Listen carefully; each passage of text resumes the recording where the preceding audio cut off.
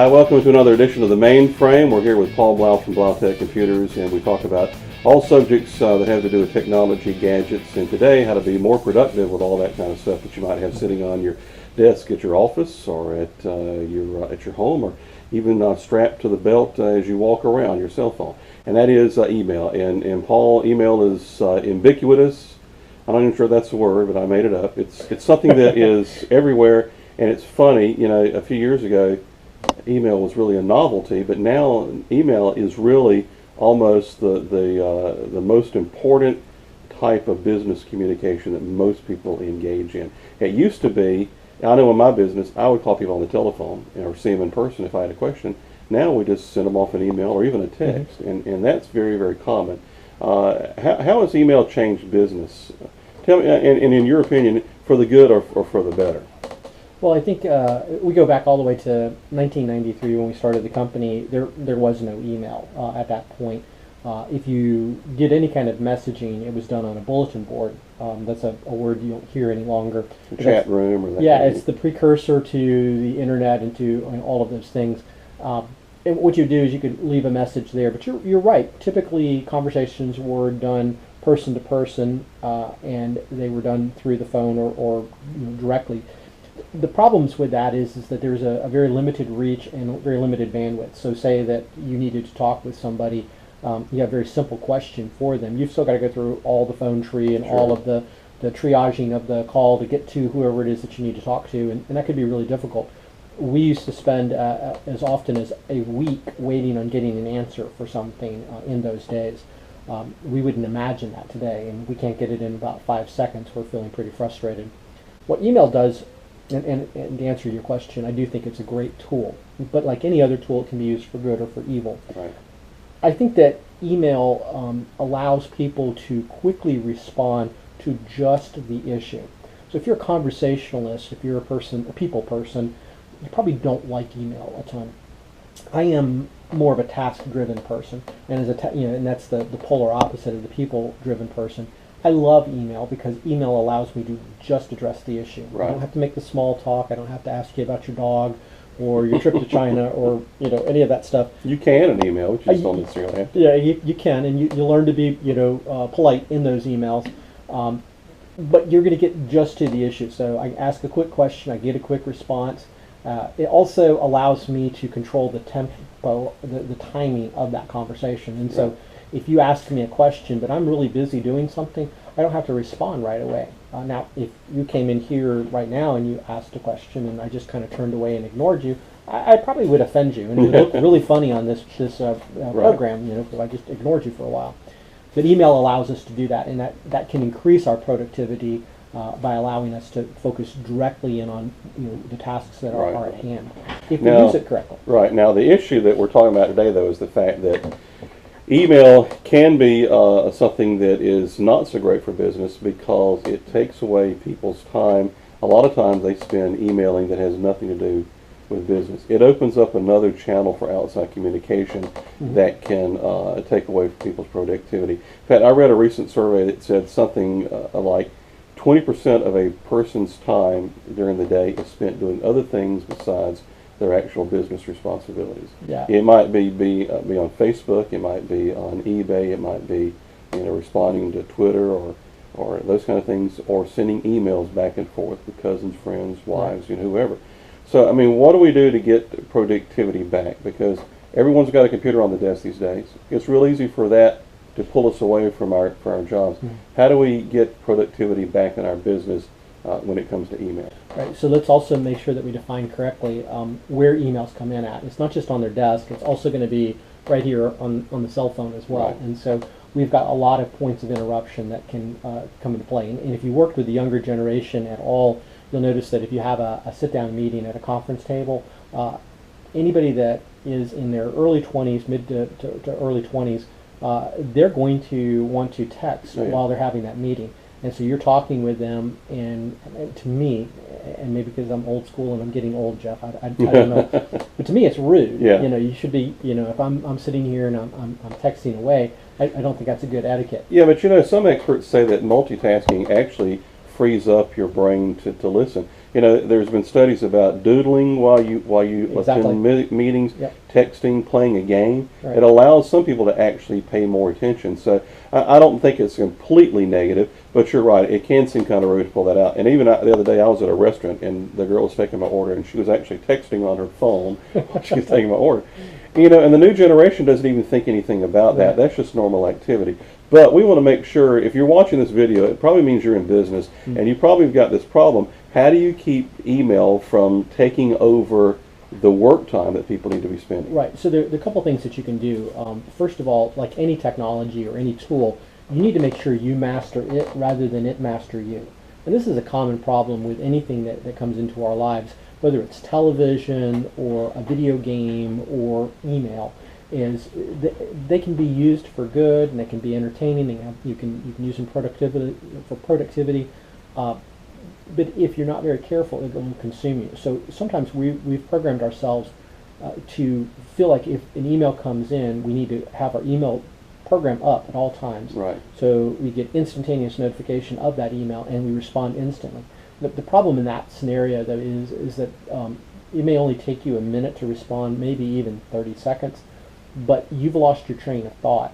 And studies have showed it can take, depending on what you're doing, it can take as long as 15 minutes to get that train of thought back. And so Right. that one email interruption may have a 15-minute efficiency impact on you. Right. And that's a pretty huge thing. So a couple tools that can, first of all, let's eliminate all unnecessary email. Now we do that a couple ways. First of all, excellent spam filtering. You're going to be, if you have an email, you're going to be inundated with just hordes and hordes of spams. You need to have excellent spam software that is removing as much of that as humanly possible. No program will get 100%. Don't get mad because one spam got through your system. Right. Nobody's perfect, and the spammers change their tactics all of the time to be able to get around these systems. But you want to get the bulk of it taken care of. And I noticed the Chinese seem to be really good at that, because I use the spam filtering from Blautech, and it used to stop all that stuff, but now every now and then I get emails that are in Chinese that slip through. So, I mean, they've got technology now that they're even able to overcome a lot of the really high-end spam filtering. So if you don't have anything in place, you're going to be bombarded. Right, and what will happen is you'll end up losing the good email messages Yeah. that you really need because you won't be able to find them and all of that. Now, the second thing you can do is unsubscribe from everything you can possibly unsubscribe from. Now, normally we tell people not to do that. We'll let the spam filter handle that, and that's true from a spam standpoint. But many of us inadvertently or on purpose end up subscribing to newsletter after newsletter after Yeah. newsletter. So you got to do one of two things, and this is how I handled it, because I do actually like to get these news articles, and if I have time, I want to be able to read them. But it's a lot like magazines. I have all the great intentions of reading those magazines, but usually when they get about the stack gets the height of the door, it's time for me to throw them away and realize I'm not ever going to have time to do that. So what I He meant to say recycle. That's what he meant. this Recycle. is true. This is true.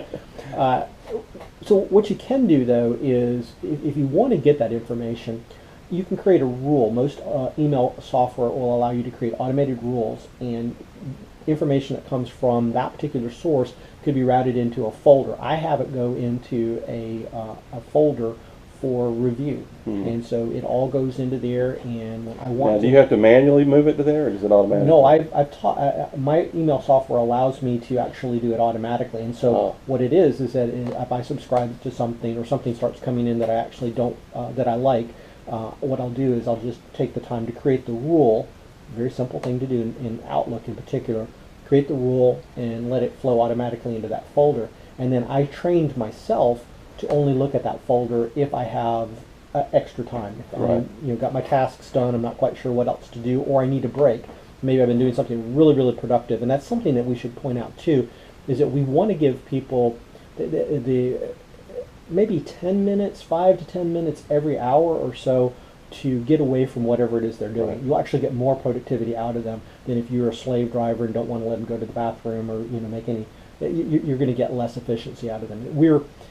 At our company, we're very protective of a 40-hour work week, for example, and one of the reasons is that we have personally observed, and I've read plenty of articles on this too, about how less efficient you get after 40 hours. you just get tired. You just wore out, and that's when you start making mistakes. And we Right. certainly in our industry don't want to make mistakes. I'd rather hire additional staff to be able to support that. Email is, in that same sense. You could use email. Occasionally go into there to look at what's going on in your email to give yourself a break from Right. whatever else that you're doing. So one of the ways to train that is that, and I've heard this, is that you close your email down Sure. and that you take at 50, say 55 minutes past the Mhm. hour, 5 minutes till the top of the hour, you spend 5 minutes on email. And that's it. And then you close it back down Right. for 55 minutes or whatever, you do something else. You only check it one time an hour. Right, and then what I'll do is I have 3 primary checkpoints, and that is when I first get in the morning. I'm in usually before 8 o'clock, and I try to have all of the email that's accumulated overnight dealt with before 8 o'clock, and then I will check it again at around lunchtime, just before I go to lunch, and then I'll check it again at the end of the day. And those are my 3 major checkpoints throughout the day. You also have to kind of teach people that if you send me an email, don't expect I'm going to instantly respond, because I have had occasions where somebody would send me an email and I didn't respond for an hour and they were mad. Mm. And it's an unrealistic expectation I think that sometimes we have, is that people are just sitting there looking at their email, waiting for your Yeah. email to come in. And maybe we should treat email like we do a letter.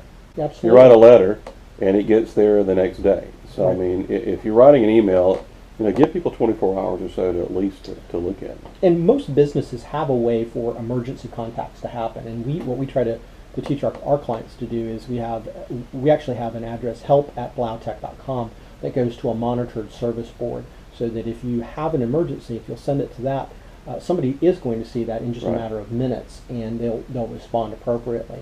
But if you send an email, and this is why we don't even like them to send emails directly to a technician, or if you send an email to me, which happens more often, I almost always will reply back, hey, I appreciate that you sent your service request in to me. I have passed that on to the service department. We'll get on it right away. Right. However, in the future, please don't send these things directly to me, or at least CC me, and make sure that you're sending them directly to the monitored email, because we want to respond quickly. Yeah. And if you teach people, you teach your clients, kind of how to work with you, they'll understand that.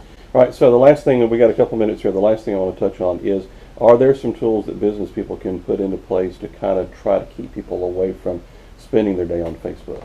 Yeah, so social media interactions are definitely issues, and one of the things, just like with email, social media, Facebook, things like that, can be really powerful business tools. But what we do oftentimes at our business clients is that we will actually put in a block that will prevent people from accessing Facebook from within the organization, either completely. Maybe we leave the marketing person open to do it, or the owner open to do it. We can do that selectively. But something else that we do occasionally for people is that we will shut it down from 8 o'clock to 12 o'clock and turn it on from 12 to 1, so that during their lunch hours they can do Facebook. So you can do that? I can do that, and we Wow. can do it automatically. So you just tell us the rules, and we create those rules, and then we don't even have to do anything else for that. We've got equipment here that automatically turns it on, turns it off, and takes care of all of that. Well, if you're having that kind of problem in your business, and a lot of businesses really do struggle with that, then call the folks at Blautech. They'll help you out. Now, this is only part 1 of our talk about email. We're going to do another one that you'll see on the same page. It talks about subjects such as the different types of email accounts that you can have. It talks about encryption, archiving email. So make sure you watch that as well. And hey, thanks for watching another edition of The Mainframe right here on Blautech.com.